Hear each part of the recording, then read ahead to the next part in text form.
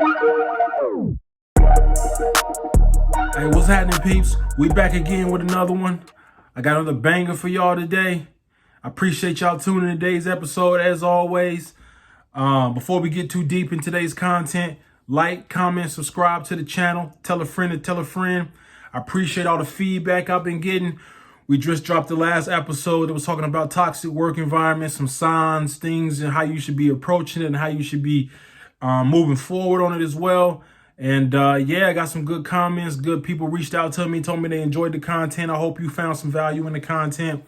And keep the feedback coming. I want to be able to grow the channel and be able to add impact. And so the more you tell me what you want to hear, the more I can provide that content to you as well. So yeah, for today's episode, I said I got some fire content and I feel like I do. So we're going to talk about just some myths and concepts that I think are misinformed concepts there in corporate America, right? I think there's a lot of things that are maybe preached or advertised or even discouraged that is cap, for lack of a better word, right? You know, and so I got a list of them.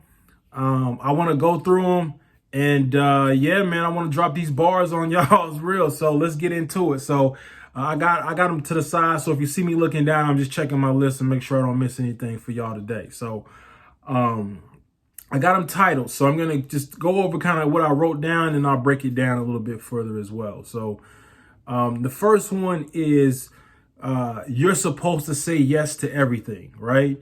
And that's cap beyond belief, right? We live in kind of this working environment where people just want to power work, keep adding work to you, right? You're a top performer. They want you to just do more, produce more. And there's this stigma that you should say yes to everything, right? And that is not true. That is far from the truth, right? Because only you know your capacity, right? And only you know what you can do and what you can't do, right? And if you don't speak up for you, then who will, right? So, you know, even if your manager is a nice person or a good guy, you got good rapport with them as well, they have goals and things that they're trying to meet. And so they're going to try to add more to the people that they feel they can produce the most, right? So be mindful of that, man. I mean, like you have to be able to set boundaries for yourself in your personal life, but also in your professional life as well, right? You got to be able to say no, or I just don't have the capacity to do that, right? And whether that's a big project or a small project, like you just got to draw a hard line in the sand sometime. That doesn't mean you need to be confrontational, but as long as you have like a justifiable reason why you can't do it, it's not just no because I don't want to. It's like no because my plate is full. Like I can't do anymore, right? So it's okay to say no, right? I just want to make sure that you don't feel like you have to say yes to everything, because I see it all the time. People just say yes, yes, yes, and it is destroying your actual work life, but also your personal life as well. I talked about it in our last episode. That all flows together, right? If you are taking on too much in your work life, it's going to flow over into your personal life as well, because you're going to be trying to balance it out somehow, right? Good or bad, right? And so you can't say no. You can't say no. I want you to know that it's okay to say no. But keep that in mind as well. So next up, you know, I had this wrote down, but I just want to talk a little bit about it as well, right? In America, we're one of the worst countries when it comes to using PTO, meaning we don't take PTO. There's a train in the background, y'all, my bad. But we don't take PTO enough. So there is a massive amount of the country that just has unused PTO that if they're fortunate enough, it gets rolled over, or some of it gets rolled over, but some of it gets lost, right? And so you need to use your PTO, right? I understand you have things that you need to get done. Your manager is going to want you to produce as much as you can. But again, nobody is going to take care of you like you will take care of you, professionally and personally in that aspect. So your PTO is a part of your compensation package, a part of your benefits package. And so it is there for you to use, right? Now, if you saving up because you're going to take a trip next year, to go travel, so you need some extra PTO days or something going on, and you need to, I get that. But if nothing's going on, use your PTO for that year, right? So you should try to set a goal of being like, hey, I'm going to use my PTO throughout the year. Come up with a strategy on how you can use the PTO throughout the year. Think about that, right? You know, certain things that you may want to block off throughout the course of the year, but that doesn't mean you need to use up every single day, map it all out. Maybe you have some flexible days, right? Or maybe you just take half days, but use your PTO. It's going to be good for your actual mental state, meaning you're going to get a step away from the job, not be bogged down by what's going on from the day to day, from the business or from the job world. You can kind of focus on you or just relax, detox, whatever, enjoy life. But also, like, when you go back to work, you're going to be fresh, meaning you're going to be back on your A game. You got recharged, you got, refueled, if you will, to be able to come back into work and be able to produce again at the high rate that you normally produce at. So, people will try to discourage you, like you're taking a lot of days off or you're always gone. It's like, hey, if you get 5 weeks, use all 5 weeks. Don't like leave anything left at the end of the year, right? Use your PTO, save some, take off at the end of the year. Definitely. There's like a calendar online. I think if you Google it, where it can show you how you can maximize your PTO. If you Google, I think you just Google how to get the most out of your PTO, but there's like a structure you can use around the holidays to really get a maximum amount of PTO or time off days there throughout the course of the year there as well. But that one, I just wanted to make sure that we talk about, because it's really important there that I mention that, because mental health is something that often gets overlooked. And sometimes it's just the smallest things that we're not taking care of ourselves that lead to big problems. So you not using your PTO is something that you need to start doing, right? Use your PTO often, whether even if you're just sitting at home watching TV. I would encourage you to try to do something productive or something to experience or something that's going to expand your mind if you can, if you're financially able to do so. But use your PTO. It's important. So, so next up, what I have here is just something I think it happens a lot of times with generations. You see it with a lot of young people kind of getting into the corporate work, or people early on in their career, and even sometimes even mid-career, I would say there as well. All aspects more or less that I think about it there as well. So your age determines how you should be in terms of the hierarchy of the organization, meaning you're too young to be in this leadership position, or you've been in this position too long, so you can't move into another role as well, right? And I think we see it more often than not when we see, myself, I've seen it when I just kind of first got into my career, and people would kind of look at me like, you're too young to be able to do A, B, and C, right? And corporate America kind of puts this stigma on us that we need to have a certain number of, not years, a certain number of decades, right? Meaning for you to get to this, it's going to take you 30 decades to get here, right? And that's where I'm calling cap, right? There is a certain plus to being able to get experience on the job training, right? But that doesn't have a timeline on that, right? That's just you developing your skill set. And think of that in the aspect of when you're in school, there are people that are smart. When you were in grade school, they were extremely smart, and they got to test out into higher levels of math class. And there were people that were behind, and they had to go to different lower levels of math class. But that had nothing to do with their actual age. That had to do with them being able to develop their skills at a much faster rate than the next person as well. And so society or corporate America a lot of times will tell you need to have X amount of years of experience. And that's the only way that you're going to be able to develop that skill set. You could have a person that could have 20 years of experience, but they still don't have the skill set, right? So you need to know that it's all about you developing your skill set, right? And part of your skill set is being able to get on the job experience, but also the things that you're doing, learning, educating yourself, your mental state, to be able to just accelerate that as much as you can.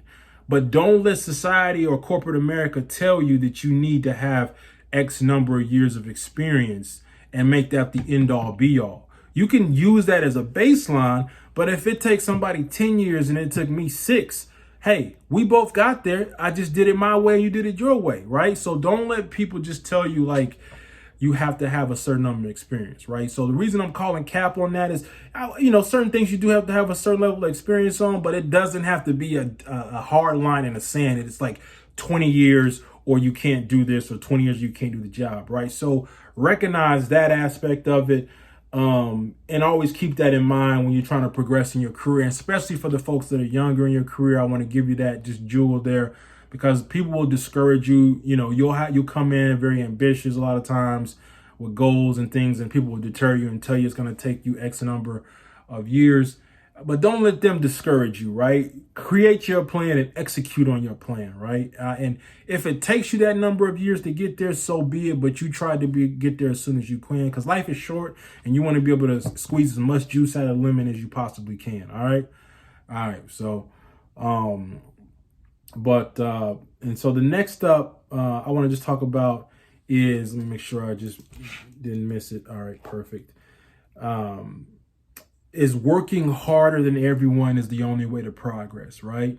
And I know I kind of touched on it earlier when I said you can say yeah, it's okay for you to say no. Everybody wants you to say yes, right? But we also have this stigma that you have to work hard overtime, 60 hours, 70 hours, 80 hours, all this to be able to say that you're better than everyone, and you're standing out more or less on it as well. And that's cap, right? So working harder is a good way for you to develop your skills a lot quicker. Meaning, if you're working overtime, you shouldn't plan on that you're going to have to work 80 hours every single week, the entire year, right? That's crazy, right? But people have this mindset of like, hey, they said I need to work overtime, so I'm going to bang in these 70 hours, 80 hours, bang my head against the wall until whatever happens on it as well, until I burn out, right?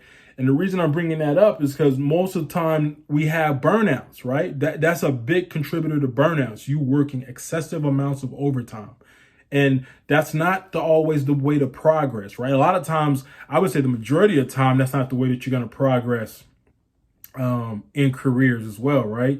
You progress through networking, through learning skill sets, through making relationships, come up with new ideas there as well, right? And all that can be done in the confines of your normal hours that you work, right? You may have a buffer or two. Maybe you work 4 or 5 hours, give it maybe 10 hours, whether that's a month or every 2 weeks. So you're saying, hey, you're willing to do 5 hours of overtime every 2 weeks or something like that. But you shouldn't be working excessive overtime. That's just crazy, right? You shouldn't be working 70, 80 hours there consistently throughout the year. And anybody who is making you do that, like, if I'm just being honest, like, they don't really care about you. Like, they're using you to be able to get what they're trying to get done as well. So be aware of that.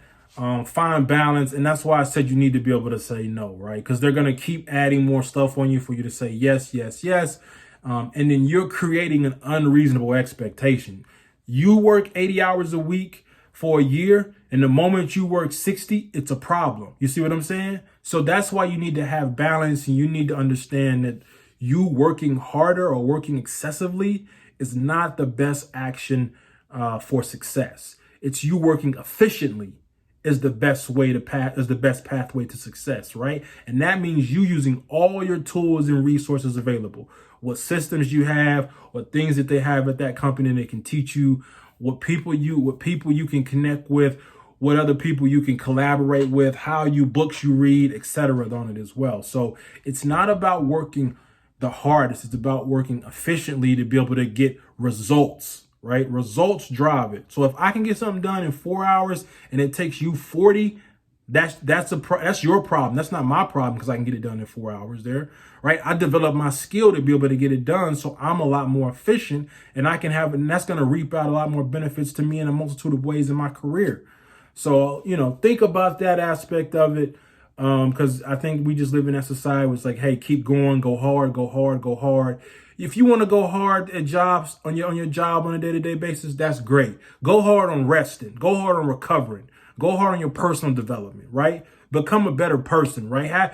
You need to be able to make sure you're taking care of you, because, again, nobody's going to take care of you like you take care of yourself there as well. So moving on, the next one I have is that, work-life balance. We promote work-life balance, right? A lot of companies don't promote work. They promote work-life balance, but they really don't care about you. That's just something that they're saying, right?